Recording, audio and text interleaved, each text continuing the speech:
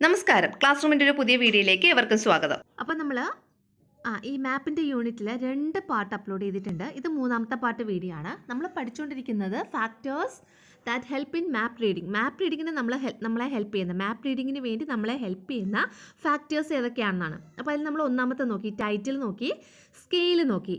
Next നമുക്ക് നോക്കാനുള്ളതാണ് direction. 3ാമത്തത് ഡയറക്ഷനാണ്. അപ്പോൾ നമുക്ക് അത് നോക്കാം. അപ്പോൾ നോക്കിയല്ലോ, directions. You have got an idea about directions in the previous classes. Previous ക്ലാസ്സസിൽ നിന്നൊക്കെ ഡയറക്ഷൻ എന്താണെന്നതിനെക്കുറിച്ച് നിങ്ങൾക്കൊരു ഐഡിയ ഉണ്ടായിരിക്കും. ഏതൊക്കെ ഡയറക്ഷൻസാണ് ഉള്ളത്? നോർത്ത് ഉണ്ട്, സൗത്ത് ഉണ്ട്, വെസ്റ്റ് ഉണ്ട്, ഈസ്റ്റ് ഉണ്ട്. ഇതൊക്കെയാണ് നമുക്ക് അറിയാവുന്ന ഡയറക്ഷൻസ് അല്ലേ? Haven't you notice the sign N mark on top of map? മാപ്പിൻ്റെ ടോപ്പ് സൈഡിൽ എന്നെന്ന് മാർക്ക് ചെയ്തിട്ടുള്ളത് നിങ്ങൾ ശ്രദ്ധിച്ചിട്ടുണ്ടാവുമല്ലോ അല്ലേ? എന്താണത് കാണിക്കുന്നത്? This indicates the northern side of the region depicted on the map. മാപ്പിൽ കാണിച്ചിട്ടുള്ള റീജിയൻ ഏതാണോ, അല്ലെങ്കിൽ മാപ്പിൽ ഏത് പ്രദേശത്തിനെയാണോ ഡെപിക്റ്റ് ചെയ്തിട്ടുള്ളത്, ആ പ്രദേശത്തിൻ്റെ നോർത്ത് സൈഡാണ് അവിടെ കാണിച്ചിട്ടുള്ളത്. മനസ്സിലായോ? മാപ്പിൽ ടോപ്പിൽ എന്നെന്ന് കാണിച്ചിട്ടുണ്ടെങ്കിൽ അതെന്ന് പറയുന്നത് യഥാർത്ഥത്തിൽ ഏത് സ്ഥലത്തിൻ്റെ മാപ്പാണോ നമ്മുടെ കയ്യിലിരിക്കുന്നത് ആ സ്ഥലത്തിൻ്റെ നോർത്ത് സൈഡായിരിക്കും എന്നാണ് പറഞ്ഞിട്ടുള്ളത്. Okay, if so we find the north with a compass and adjust the north mark on the map according to the compass, only then can we travel without missing the direction. അതായത് അപ്പോൾ അങ്ങനെ നമ്മുടെ കയ്യിലൊരു compass ഇരിക്കുകയാണെങ്കിൽ, വടക്ക് നോക്കി യന്ത്രം ഇരിക്കുകയാണെങ്കിൽ, നമ്മൾ അത് അഡ്ജസ്റ്റ് ചെയ്യണം. അഡ്ജസ്റ്റ് ചെയ്തിട്ട് മാപ്പിലുള്ള നോർത്ത് ഡയറക്ഷനും നമ്മുടെ കോമ്പസിലുള്ള നോർത്ത് ഡയറക്ഷനും ഒരേപോലെ വയ്ക്കണം. അങ്ങനെയാണെങ്കിൽ മാത്രമേ നമുക്ക് ഡയറക്ഷനെക്കുറിച്ച് ഒരു ഐഡിയ ഉണ്ടാവൂ. എന്നാൽ മാത്രമേ നമുക്ക് യാത്ര ചെയ്യാൻ പറ്റുള്ളൂ. എന്തുപയോഗിച്ച്? മാപ്പ് മാത്രം ഉപയോഗിച്ച്. ഇപ്പം നമുക്ക് ആ സ്ഥലത്തിനെക്കുറിച്ച് ഒരു ഐഡിയ ഉണ്ട്, നമുക്കറിയാവുന്ന സ്ഥലമാണെങ്കിൽ ഓക്കെ, അങ്ങനെയാണെങ്കിൽ നമുക്ക് ഇതിൻ്റെ ഒന്നും ആവശ്യമില്ല, നമുക്ക് യാത്ര ചെയ്യാം. പക്ഷേ നമുക്ക് ആ സ്ഥലത്തിനെക്കുറിച്ച് യാതൊരു ഐഡിയ ഇല്ല, ഏത് ഡയറക്ഷനാണെന്ന് കൂടി അറിയില്ല. അപ്പോൾ അങ്ങനെ ഇരിക്കുന്ന സന്ദർഭത്തിൽ നമ്മൾ എന്ത് ചെയ്യണം? മാപ്പ് യൂസ് ചെയ്താണ് നമ്മൾ യാത്ര പോകുന്നതെങ്കിൽ ആദ്യം മാപ്പിലുള്ള നോർത്തും നമ്മുടെ കയ്യിലുള്ള കോമ്പസിൻ്റെ നോർത്തും കറക്റ്റ് ചെയ്യണം. എന്നാൽ മാത്രമേ നമുക്ക് യാത്ര ചെയ്യാൻ കഴിയുകയുള്ളൂ എന്നാണ് ഇവിടെ പറഞ്ഞിട്ടുള്ളത് കേട്ടോ. ഇവിടെ ഫിഗർ 9.8 അത് ഇവിടെ കാണിച്ചിട്ടുണ്ട്. ഇനി find out the direction of north using A compass. ഒരു കോമ്പസ് ഉപയോഗിച്ച് നമ്മൾ നോർത്ത് ഡയറക്ഷൻ കണ്ടുപിടിക്കുക. Then arrange the map accordingly. അതിനനുസരിച്ച് നമ്മൾ മാപ്പിനെ അറേഞ്ച് ചെയ്യുക. മനസ്സിലായോ? Observing and collecting details like direction and position of geographical features, the direction of course of reverse etcetera are also A part of map reading. അതായത് map reading അല്ലെങ്കിൽ ഭൂപട വായനയുടെ ഭാഗമാണ്. എന്തൊക്കെയാണ്? Observing and collect ചെയ്യുക, observe ചെയ്യുക, എന്നിട്ട് collect ചെയ്യുക. എന്തോന്ന്? ലൈക്ക് ഡീറ്റെയിൽസ് കളക്ട് ചെയ്യുക, അത് ഒബ്സർവ് ചെയ്യുക. എങ്ങനെയുള്ള details? Like direction and position of geographical ഫീച്ചേഴ്സിൻ്റെ അല്ലെങ്കിൽ ഭൗമ സവിശേഷതയുടെ ഡയറക്ഷൻ, അതിൻ്റെ ദിശ, അതിൻ്റെ പൊസിഷൻ, അതിൻ്റെ പൊസിഷൻ എവിടെയാണെന്നുള്ളത്, അതിൻ്റെ കിടപ്പ് അല്ലേ, അതിൻ്റെ സ്ഥാനം അതെവിടെയാണെന്നുള്ളത്. പിന്നെ the direction of the course of river എന്ന് വെച്ചാൽ റിവറിൻ്റെ ഒഴുക്കിൻ്റെ ഡയറക്ഷൻ അല്ലേ, അത് ഏത് ഡയറക്ഷനിലോട്ടാണ് ഒഴുകുന്നത് എന്നൊക്കെ ഉള്ള കാര്യങ്ങൾ നമ്മൾ കളക്ട് ചെയ്യുക എന്നൊക്കെ ഉള്ളത് എന്താണ്? മാപ്പ് റീഡിങ്ങിൻ്റെ ഭാഗമാണെന്നാണ് പറയുന്നത്. ഇനി ഇവിടെ അവിടെ ഒരു ക്വസ്റ്റ്യൻ കൊടുത്തിട്ടുണ്ട്. Examine the following sketch and complete the table. ഇവിടെ ഒരു സ്കെച്ച് കൊടുത്തിട്ടുണ്ട്, കാണാമോ? സ്കൂൾ പ്ലേ ഗ്രൗണ്ട് ഉണ്ട്, ടോയ്ലറ്റ്, അങ്ങനെ കുറേ ഐറ്റംസ് കൊടുത്തിട്ടുള്ള ഒരു സ്കെച്ചാണ്. ഇവിടെ ഇങ്ങറ്റത്ത് റൈറ്റ് സൈഡിൽ നോർത്ത് മാർക്ക് ചെയ്തിട്ടുള്ളത് നിങ്ങൾക്ക് കാണുന്നുണ്ടോ? കണ്ടോ? എന്നെന്ന് മാർക്ക് ചെയ്തിട്ടില്ലേ? അത് നോർത്ത് സൈഡാണ്. ഈ തന്നിട്ടുള്ള സ്കെച്ചിൻ്റെ നോർത്ത് സൈഡാണെന്നാണ് ഇത് കാണിച്ചിട്ടുള്ളത്. ഇനി ഇവിടെ ജിയോഗ്രഫിക്കൽ ഇൻഫർമേഷൻ, ഡയറക്ഷൻ. അപ്പോൾ ഇവിടെ കുറേ ജിയോഗ്രഫിക്കൽ ഇൻഫർമേഷൻ കൊടുത്തിട്ടുണ്ട്. അതനുസരിച്ച് നമ്മൾ ഏത് ഡയറക്ഷനിലാണ് അത് വരുന്നതെന്ന് കണ്ടുപിടിക്കണം. ഒന്നാമത്തെ നോക്കിയോ, in which direction of the playground is the school building located? Play ഗ്രൗണ്ടിൻ്റെ ഏത് ഡയറക്ഷനിലാണ് സ്കൂൾ ബിൽഡിംഗ് ഇരിക്കുന്നതെന്ന്. സ്കൂൾ പ്ലേ ഗ്രൗണ്ട് കണ്ടോ നിങ്ങൾ? അതിൻ്റെ ഏത് ഡയറക്ഷനിലാണ് ഈ സ്കൂൾ ബിൽഡിംഗ് ഇരിക്കുന്നത്? ഏത് ഡയറക്ഷനിലാണ്? ടോപ്പിലാണ്. അത് ഏതാണ്? നോർത്ത് സൈഡ് അല്ലേ? നോർത്ത് ആണല്ലോ. നോർത്ത് സൈഡാണ്. ഓക്കെ ആണല്ലോ. അപ്പോൾ ഇവിടെ നിങ്ങൾ ഏതാണുള്ളത്? നോർത്ത്. ഇനി in which direction of the school building is the water tank located? നമ്മുടെ ഈ സ്കൂൾ ബിൽഡിങ്ങിൻ്റെ ഏത് ഡയറക്ഷനിലാണ് വാട്ടർ ടാങ്ക് ലൊക്കേറ്റ് ചെയ്തിട്ടുള്ളതെന്ന്. സ്കൂൾ ബിൽഡിങ്ങിൻ്റെ ലെഫ്റ്റ് സൈഡിലാണ് വാട്ടർ ടാങ്ക് ആണല്ലോ. സ്കൂൾ ബിൽഡിങ്ങിൻ്റെ ലെഫ്റ്റ് സൈഡിലാണ് വാട്ടർ ടാങ്ക്. അതായത് സ്കൂൾ ബിൽഡിങ്ങിൻ്റെ വെസ്റ്റ് വെസ്റ്റ് സൈഡിലാണ് വാട്ടർ ടാങ്ക്. ഏത് സൈഡിലാണ്? വെസ്റ്റ് സൈഡിലാണ് വാട്ടർ ടാങ്ക്. വെസ്റ്റ്.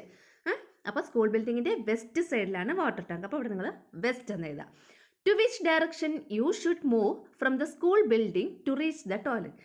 നിങ്ങളിപ്പോൾ സ്കൂൾ ബിൽഡിങ്ങിൽ നിൽക്കുവാണ്. ഇവിടെ നിന്ന് നിങ്ങൾ ഏത് ഡയറക്ഷനിലോട്ട് മൂവ് ചെയ്താൽ ടോയ്ലറ്റിൽ എത്തിച്ചേരുമെന്നാണ് ചോദിച്ചിട്ടുള്ളത്. ഏത് ഡയറക്ഷനിലോട്ടാണ് പോകാനുള്ളത്? ഏത് ഡയറക്ഷനാണ്? റൈറ്റ് സൈഡിലോട്ട്, അതായത് ഈസ്റ്റിലോട്ട്. നിങ്ങൾ ഈസ്റ്റിലോട്ട് മൂവ് ചെയ്താൽ മാത്രമേ ടോയ്ലറ്റിൽ എത്തുള്ളൂ. എവിടെ നിന്ന്? സ്കൂൾ ബിൽഡിങ്ങിൽ നിന്ന് ആണല്ലോ. അപ്പോൾ അവിടെ എഴുതാനുള്ളത് ഈസ്റ്റ്. അത് കണ്ടുപിടിക്കാൻ ഒരു എളുപ്പ വഴി പറഞ്ഞു. നിങ്ങൾക്ക് അറിയാമല്ലോ, ടോപ്പിലാണെങ്കിൽ എപ്പോഴും നോർത്താണ്, താഴെയാണെങ്കിൽ സൗത്താണ്. ഇനി ലെഫ്റ്റ് സൈഡാണെങ്കിൽ വെസ്റ്റാണ്, റൈറ്റ് സൈഡാണെങ്കിൽ ഈസ്റ്റാണ്. പക്ഷേ റൈറ്റ് സൈഡ് കണ്ടുപിടിക്കാൻ വേണ്ടി ഒരു വഴിയുണ്ട്. എന്താണെന്നറിയാമോ? നമ്മൾ ഈറ്റ് ചെയ്യുന്ന കൈ ഏതാ? നമ്മൾ ഈറ്റിംഗ് നടത്തുന്ന കൈ ഏതാ? അത് ഏത് കൈയാണ്? റൈറ്റ് സൈഡിലുള്ള കൈയല്ലേ. അപ്പോൾ ഈറ്റിംഗ് ഈസ്റ്റ് അങ്ങനെ ആലോചിച്ച് വെച്ചിരുന്നാൽ മതി കേട്ടോ. അതിൻ്റെ നേരെ ഓപ്പോസിറ്റ് ഡയറക്ഷനാണ് വെസ്റ്റ് എന്ന് പറയുന്നത്. അങ്ങനെ ആലോചിച്ച് വയ്ക്കുക. ജസ്റ്റ് ഒന്ന് ആലോചിക്കാൻ വേണ്ടി പറഞ്ഞു തന്നൊരു ഐഡിയയാണ്. അറിയാമെന്നുള്ളവർക്ക് ഓക്കെ ആയിരിക്കും. ഇനി അപ്പോൾ അത് മനസ്സിലായല്ലോ. അപ്പം സ്കൂൾ ടോയ്ലറ്റ് ഈ സ്കൂൾ ബിൽഡിങ്ങിൻ്റെ എവിടെയാ? ഈസ്റ്റ് സൈഡിൽ. ഇനി in which part of the water tank is the well located? Water ടാങ്കിൻ്റെ ഏത് സൈഡിലാണ് വെല്ലെന്ന് വെച്ചാൽ നമ്മുടെ കിണർ ലൊക്കേറ്റ് ചെയ്തിട്ടുള്ളത്? കണ്ടോ വാട്ടർ ടാങ്ക്? വാട്ടർ ടാങ്കിൻ്റെ ഏത് സൈഡിലാണ് കിണർ ലൊക്കേറ്റ് ചെയ്തിട്ടുള്ളത്? അല്ലെങ്കിൽ വെല്ല് ലൊക്കേറ്റ് ചെയ്തിട്ടുള്ളത്? സൗത്ത് സൈഡിൽ, താഴെ അല്ലേ? വാട്ടർ ടാങ്കിൻ്റെ തൊട്ട് താഴെയായിട്ട്. അപ്പോൾ അത് സൗത്ത് സൈഡ്. അപ്പോൾ അവിടെ ഏതാണുള്ളത്? സൗത്ത് എന്ന്. അപ്പോൾ നിങ്ങൾക്കത് മനസ്സിലായല്ലോ ഓരോന്നും ഏത് ഡയറക്ഷനാണെന്നുള്ളത്.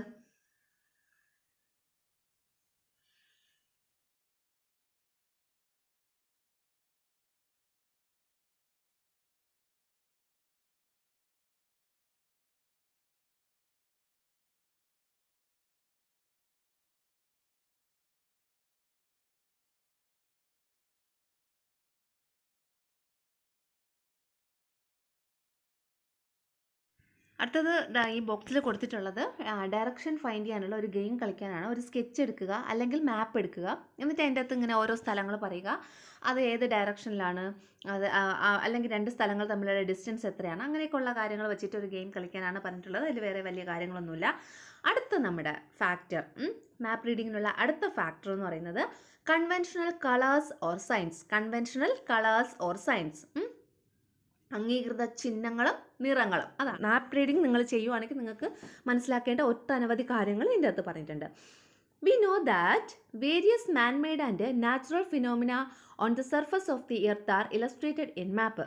നമുക്കറിയാം മാൻമെയ്ഡ് ആയിട്ടുള്ളതും നാച്ചുറൽ ഫിനോമിനയൊക്കെ നമ്മുടെ എർത്തിൻ്റെ സർഫസിലുണ്ട്. Each geographical phenomenon is illustrated using different colours and signs. ഇതേപോലെ നമുക്ക് വ്യത്യസ്തമായ കളറും പിന്നെ സൈനും ഒക്കെ ഉപയോഗിച്ച്, അടയാളങ്ങളും ഒക്കെ ഉപയോഗിച്ചാണ് ഈ ജിയോഗ്രഫിക്കൽ ഫിനോമിന റെപ്രസെൻ്റ് ചെയ്തിട്ടുള്ളത് മാപ്പിൽ. Internationally accepted colours and signs are used for this. ഇതിന് വേണ്ടിയിട്ട് നമ്മൾ യൂസ് ചെയ്യുന്നത് ഇൻ്റർനാഷണലി അക്സെപ്റ്റ് ചെയ്തിട്ടുള്ളത് അല്ലേ, ഇൻ്റർനാഷണലായിട്ട് ലോകവ്യാപകമായിട്ട് അക്സെപ്റ്റ് ചെയ്തിട്ടുള്ള കളേഴ്സും സൈൻസും ഒക്കെയാണ് ഉപയോഗിക്കുന്നത്. കാരണം എല്ലാ സ്ഥലത്തും മാപ്പ് യൂസ് ചെയ്യുന്നുണ്ട്. അപ്പോൾ എല്ലായിടത്തും എല്ലാ രാജ്യങ്ങളും, ഈ ഭൂമിയിലുള്ള എല്ലാ രാജ്യങ്ങളിലും അക്സെപ്റ്റ് ചെയ്തിട്ടുള്ള കളറും അല്ലെങ്കിൽ സൈനും ഒക്കെയാണ് നമ്മൾ ഉപയോഗിക്കേണ്ടത്. Do you know why geographical information is depicted on map using internationally accepted colors and signs? And answer എന്താണെന്ന് ഞാൻ നേരത്തെ പറഞ്ഞു. People from all countries can read maps made in any country without confusion if we use internationally accepted colors and signs. അല്ലേ, ലോകത്തിലുള്ള ഏതൊരു രാജ്യത്തിലുള്ള ആൾക്കാർക്കും ഒരു കൺഫ്യൂഷനും ഇല്ലാതെ മാപ്പ് റീഡിംഗ് നടത്തണം. അതിന് വേണ്ടിയിട്ടാണ് നമ്മൾ ഇൻ്റർനാഷണലി അക്സെപ്റ്റഡ് ആയിട്ടുള്ള സൈനുകളും പിന്നെ കളേഴ്സും ഒക്കെ ഉപയോഗിച്ചേക്കുന്നത്. These colors and signs are used on maps where man-made and natural phenomena are represented together. ഈ പറയുന്ന സൈനും കളേഴ്സും ഒക്കെയാണ് യൂസ് ചെയ്തിട്ടാണ് മാപ്പിൽ മാൻമെയ്ഡ് ഫിനോമിനാസും പിന്നെ നാച്ചുറൽ ഫിനോമിനാസും ഒക്കെ റെപ്രസെൻറ്റ് ചെയ്തിട്ടുള്ളത്. ഇനി internationally accepted colours and signs are given in the table below. ഈ ടേബിളിൽ ഇൻ്റർനാഷണലി അക്സെപ്റ്റഡ് ആയിട്ടുള്ള കളേഴ്സും സൈൻസും ഒക്കെ കൊടുത്തിട്ടുണ്ട്. ആ ടേബിൾ നോക്കിയിട്ട് എന്തൊക്കെ കളേഴ്സ് എന്തിനെയൊക്കെയാണ് റെപ്രസെൻ്റ് ചെയ്യുന്നത് എന്നൊക്കെ ഉള്ളത് നോക്കാം. നോക്കിയോളൂ. Colours or sign. ഒന്നാമത്തെ കളർ ഗ്രീൻ കളർ സൂചിപ്പിക്കുന്നത് എന്തിനാണ്? നാച്ചുറൽ വെജിറ്റേഷൻ, നൈസർഗിക സസ്യജാലങ്ങൾ. അതായത് സസ്യജാലങ്ങൾ എന്ന് പറയുമ്പോൾ അതിനെന്താണ്? പച്ചപ്പാണ് അല്ലേ? പച്ചപ്പ്. അപ്പോൾ എന്താണ് ഗ്രീൻ കളർ ചെയ്തേക്കുന്ന എന്തിനാണ്? Natural vegetation. ഇനി യെല്ലോ ആണെങ്കിലോ അഗ്രികൾച്ചറൽ ലാൻഡ്. ഈ നെല്ലൊക്കെ ഇങ്ങനെ വിളഞ്ഞ് നിൽക്കത്തില്ലേ? നെല്ല് വിളഞ്ഞ് നിൽക്കുന്നത് നമ്മൾ ഒരുപാട് ദൂരെ നിന്ന് കാണുമ്പോൾ ഒരു മഞ്ഞ കളറായിട്ടല്ലേ നമുക്ക് തോന്നുള്ളൂ. അതുകൊണ്ടാണ് യെല്ലോ കളർ. ഏതിനാണ്? അഗ്രികൾച്ചറൽ ലാൻഡിന് കൊടുത്തിട്ടുള്ളത് ഏത് കളറാണ്? യെല്ലോ, മഞ്ഞ. ഓക്കെ ആണല്ലോ.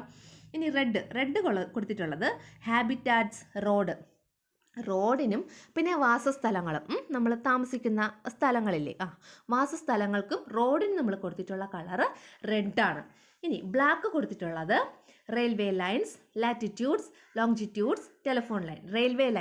റെയിൽവേ ലൈൻസിന് ബ്ലാക്ക് കളർ കൊടുത്തിട്ടുണ്ട്. പിന്നെ ലാറ്റിറ്റ്യൂഡ് അക്ഷാംശം, പിന്നെ ലോങ്ജിറ്റ്യൂഡ് രേഖാംശം, പിന്നെ ടെലിഫോൺ ലൈൻസിനൊക്കെ കൊടുത്തിട്ടുള്ളത് ബ്ലാക്ക് ആണ്.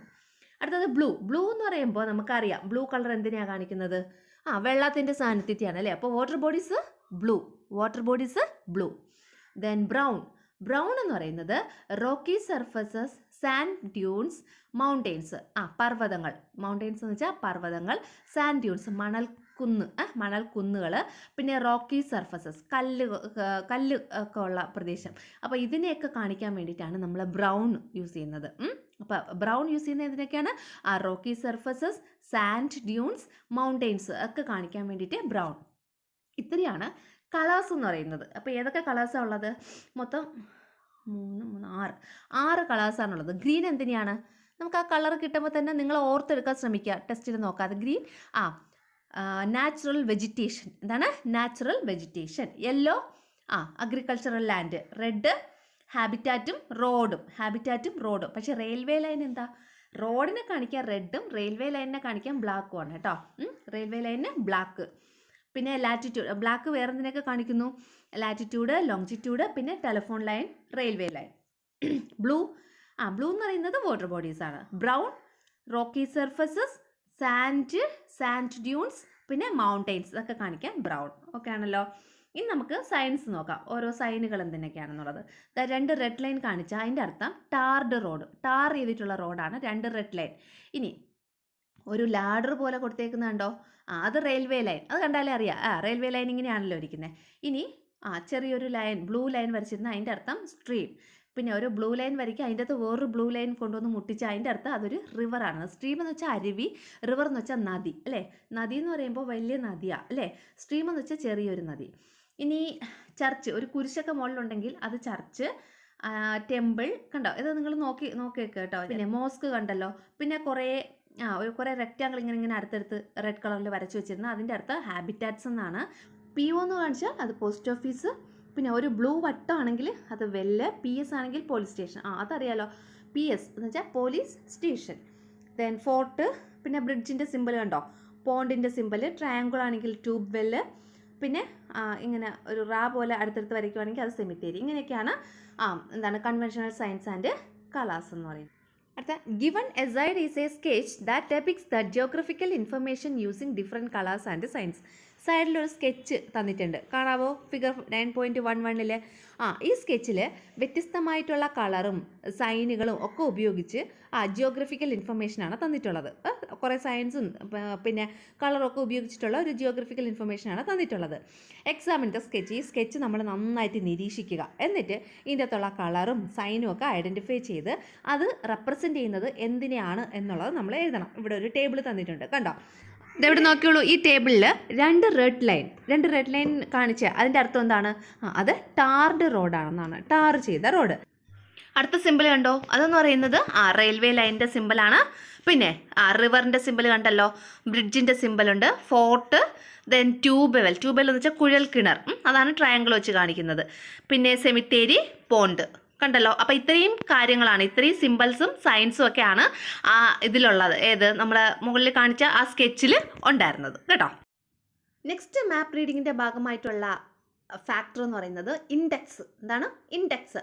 Have you understood how an index of the sketch given above was prepared? And index is an essential factor in map reading. Map റീഡിങ്ങിൻ്റെ വളരെ എസെൻഷ്യൽ ആയിട്ടുള്ളൊരു ഫാക്ടറാണ് ഇൻഡെക്സ് എന്ന് പറയുന്നത്. It helps us to understand what each colour sign or simple on a map represent. ഒരു മാപ്പിൽ കൊടുത്തിട്ടുള്ള കളറും സൈനും സിമ്പലും ഒക്കെ എന്തിനാണോ റെപ്രസെൻറ്റ് ചെയ്യുന്നത് അത് കാണിക്കുന്നതാണ് എന്തെന്ന് പറയുന്നത്, ഇൻഡെക്സ് എന്ന് പറയുന്നത്. അടുത്തത് ലാറ്റിറ്റ്യൂഡ്സ് ആൻഡ് ലോങ്ജിറ്റ്യൂഡ്സ്, അതായത് അക്ഷാംശം രേഖാംശ രേഖകൾ. Latitudes and longitudes are essential to identify the location of each region and the geographical feature on Earth and also to collect information about them. അതായത് ലാറ്റിറ്റ്യൂഡും ലോങ്ജിറ്റ്യൂഡും നമ്മൾ യൂസ് ചെയ്യുന്നത് എന്തിനാണ്? ഇസ് എസെൻഷ്യൽ, വളരെ essential ആണ് latitude longitude. എന്തിനാണ്? To identify the location of each region. ഓരോ റീജിയൻ്റെ location identify ചെയ്യാൻ വേണ്ടി, അത് എവിടെയാണ് ലൊക്കേറ്റ് ചെയ്തിട്ടുള്ളത്, ഭൂമിയിൽ ഏത് സ്ഥലത്താണ് ഇത് ലൊക്കേറ്റ് ചെയ്തിട്ടുള്ളത് ഓരോ റീജിയനും, അത് ഐഡൻറ്റിഫൈ ചെയ്യാൻ. ആൻഡ് ദ ജിയോഗ്രഫിക്കൽ ഫീച്ചേഴ്സ്, അവിടെയുള്ള ഭൂമിശാസ്ത്രപരമായ സവിശേഷതകൾ അറിയാൻ. So to collect information about them, പിന്നെ അവയെക്കുറിച്ചുള്ള ഇൻഫർമേഷൻസ് കളക്ട് ചെയ്യാനൊക്കെ എന്ത് വേണം? നമുക്ക് ലാറ്റിറ്റ്യൂഡും ലോങ്ജിറ്റ്യൂഡും വളരെ അത്യാവശ്യമാണ്. Don't you remember the discussion on latitudes and previous ക്ലാസ്സിൽ നമ്മൾ ലാറ്റിറ്റ്യൂഡിനെ ലോങ്ജിറ്റ്യൂഡിനെ കുറിച്ചൊക്കെ പഠിച്ചിട്ടുണ്ടാവും അല്ലേ? നമ്മൾ മാപ്പ് റീഡിങ്ങിന് വേണ്ടിയിട്ടുള്ള എല്ലാ ഫാക്ടേഴ്സും പഠിച്ചു കഴിഞ്ഞു. ഇനി ഇതാ ഇവിടെ 7 ഫാക്ടേഴ്സ് ആണല്ലോ നമ്മൾ പഠിച്ചത്. ഈ 7 ഫാക്ടേഴ്സ് 1, 2, 3 എന്നിങ്ങനെ നമ്പർ ഇട്ട് കൊടുത്തിട്ടുണ്ട്. അതിൻ്റെ സൈഡിലായിട്ട് നമ്മുടെ ടെക്സ്റ്റിൽ തന്നെയുള്ള ഒരു മാപ്പാണ്, കേരളത്തിൻ്റെ മാപ്പാണ് കൊടുത്തിട്ടുള്ളത്. അപ്പോൾ ഇതിൽ 1, 2, 3 എന്നിട്ട് കാണിച്ചിട്ടുണ്ട്. നോക്കിക്കോ. 1 ഏതാണ്? ടൈറ്റിൽ. എന്താണ് ടൈറ്റിൽ ഇവിടെ? കേരള ഫിസിയോഗ്രഫി ആണല്ലോ. രണ്ടാമത്തെ എന്താണ്? സ്കെയിൽ അല്ലെങ്കിൽ തോത്. കണ്ടോ സ്കെയിൽ? ദാ ഇവിടെ താഴെ കൊടുത്തിട്ടുള്ളത് സ്കെയിൽ എന്ന് കണ്ടോ, 2 നമ്പർ ഇട്ടിട്ട് കൊടുത്തിട്ടുണ്ട് സ്കെയിൽ. ഇനി മൂന്നാമത്തത് ഡയറക്ഷൻ ഇവിടെ കൊടുത്തിട്ടുണ്ട്. North, south, west, east 3 direction ഇവിടെ കൊടുത്തിട്ടുണ്ട്. 4 ലാറ്റിറ്റ്യൂഡ് എവിടെയാണ്? ദാ ഇവിടെ ഈ സൈഡിൽ ലെഫ്റ്റ് സൈഡിലായിട്ട് ലാറ്റിറ്റ്യൂഡ് കൊടുത്തിട്ടുണ്ട്. ദെൻ ലോങ്ജിറ്റ്യൂഡ്, 5ാമത്തതാണ് ലോങ്ജിറ്റ്യൂഡ്. അത് ദാ ഇവിടെ ടോപ്പിൽ റൈറ്റ് സൈഡിലായിട്ട്, കേരളത്തിൻ്റെ മാപ്പിൻ്റെ റൈറ്റ് സൈഡിലായിട്ട് ലോങ്ജിറ്റ്യൂഡ് കൊടുത്തിട്ടുണ്ട്. ദെൻ കൺവെൻഷണൽ കളേഴ്സ് സിമ്പിൾസ്, അതെവിടെയാ? 6 നമ്പർ ഇട്ട് കൊടുത്തിട്ടുണ്ട്. കണ്ടോ, കൺവെൻഷണൽ കളേഴ്സ് ആൻഡ് സിമ്പിൾസ്. കണ്ടോ, പല കളർ, നമ്മുടെ കേരളത്തിൽ ഒരു യെല്ലോയിഷ് കളറുണ്ട്, ഗ്രീൻ കളറുണ്ട്, ബ്രൗൺ കളറുണ്ട് അല്ലേ? അത് കൊടുത്തിട്ടുണ്ട്. 7ാമത്തത് ഇൻഡെക്സ്. ഈ കളേഴ്സും സിമ്പിൾസും എന്തിനെയൊക്കെ കുറിച്ചാണ് പ്രതിപാദിച്ചിരിക്കുന്നത് എന്നുള്ള കാര്യം അവിടെ ഇൻഡെക്സിൽ അതും കൊടുത്തിട്ടുണ്ട്. ഇനി observe the map of India and find out between which lines of latitude and longitude India is located. India ഏത് ലാറ്റിറ്റ്യൂഡിലും ഏത് ലോഞ്ചിറ്റ്യൂഡിലുമാണ് ലൊക്കേറ്റ് ചെയ്തിട്ടുള്ളതെന്ന് നമ്മൾ ഇന്ത്യയുടെ മാപ്പ് നോക്കിയിട്ട് ഐഡൻറ്റിഫൈ ചെയ്യാനാണ് അടുത്ത ഒരു ആക്ടിവിറ്റി ആയിട്ട് കൊടുത്തിട്ടുള്ളത്.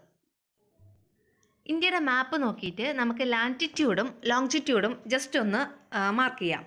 ഇവിടെ നോക്കിക്കോ, ഇന്ത്യയുടെ മാപ്പിൽ ലാറ്റിറ്റ്യൂഡാണ് നമ്മൾ ഫസ്റ്റ് പറയാൻ പോകുന്നത്. ലാറ്റിറ്റ്യൂഡ് എന്ന് വെച്ചാൽ അക്ഷാംശം ലാറ്റിറ്റ്യൂഡ്. ദാ ഇവിടെ ഈ താഴെ കണ്ടോ, ഇന്ത്യയുടെ ഏറ്റവും താഴെ കണ്ടോ, ഇവിടെ എന്താ മാർക്ക്? 8 degree 4 minute north. കണ്ടോ, ഇവിടെ 8 ഡിഗ്രി 4 മിനിറ്റ് നോർത്ത്. കണ്ടോ, ഇത് ഒരെണ്ണം. ഇനി മുകളിലൊരെണ്ണം ഉണ്ട്, ഇന്ത്യയുടെ ഏറ്റവും top portion 37 degree 6 minute north. കണ്ടോ, 37 ഡിഗ്രി 6 മിനിറ്റ് നോർത്ത്. അപ്പോൾ 8 ഡിഗ്രി 4 മിനിറ്റിനും 37 ഡിഗ്രി 6 മിനിറ്റ് നോർത്തിനും ഇടയിലാണ് ഇന്ത്യയുടെ ലാറ്റിറ്റ്യൂഡ് എന്ന് പറയുന്നത്. ഓക്കെ ആണല്ലോ. ഇനി നമ്മൾ ലോങ്ജിറ്റ്യൂഡാണ് നോക്കാൻ പോകുന്നത്. ലോങ്ജിറ്റ്യൂഡ് എന്ന് പറയുമ്പോൾ 68 ഡിഗ്രി 7 മിനിറ്റ്. കണ്ടോ, അതായത് 68 ഡിഗ്രി 7 മിനിറ്റ് ഈസ്റ്റ് ആണ് കേട്ടോ. 97 ഡിഗ്രി 25 മിനിറ്റ് ഈസ്റ്റിനും. അപ്പോൾ 68 ഡിഗ്രി 7 മിനിറ്റ് ഈസ്റ്റിനും 97 ഡിഗ്രി 25 മിനിറ്റ് ഈസ്റ്റിനും ഇടയിൽ. അപ്പോൾ ടെക്സ്റ്റിൽ ഇങ്ങനൊരു ക്വസ്റ്റ്യൻ തന്നതുകൊണ്ട് മാത്രം നമ്മൾ ജസ്റ്റ് ഒന്ന് മാപ്പ് നോക്കിയിട്ട് ആ ലാറ്റിറ്റ്യൂഡും ലോങ്ജിറ്റ്യൂഡും നിങ്ങൾക്ക് ഒന്ന് മനസ്സിലാക്കാൻ വേണ്ടിയിട്ട് പറഞ്ഞു തന്നതേ ഉള്ളൂ. അപ്പോൾ നിങ്ങൾക്കൊരു മാപ്പ് കിട്ടി അതിൻ്റെ ലാറ്റിറ്റ്യൂഡും ലോങ്ജിറ്റ്യൂഡും മനസ്സിലാക്കാൻ പറ്റുമല്ലോ അല്ലേ? ഇനി അപ്പോൾ ഇന്ത്യയുടെ ലാറ്റിറ്റ്യൂഡ് ഇങ്ങനെയാണ് എഴുതുന്നത്. 8 degree 4 minute north, 37 degree 6 minute north. അതിന് രണ്ടിൻ്റെ ഇടയിലാണ് ഇന്ത്യ സ്ഥിതി ചെയ്യുന്നത്. അതുപോലെ ലോങ്ജിറ്റ്യൂഡ് ആണെങ്കിൽ 68 degree 7 minute east, 97 degree 25 minute east. ഇതിൻ്റെ രണ്ടിൻ്റെ ഇടയിലാണ് ഇന്ത്യ സ്ഥിതി ചെയ്യുന്നത്, ഈ 2 രേഖാംശങ്ങളുടെ ഇടയിൽ. ഇനി നമുക്ക് റിമോട്ട് സെൻസിങ്ങിനെ കുറിച്ചാണ് പഠിക്കാനുള്ളത്. അത് നമുക്ക് അടുത്ത ഒരു ക്ലാസ്സിൽ ആ ഒരു പോർഷൻ്റെ ഇതും കൂടി ചെയ്യുമ്പോൾ ആ യൂണിറ്റ് കംപ്ലീറ്റ് ആവും കേട്ടോ. താങ്ക്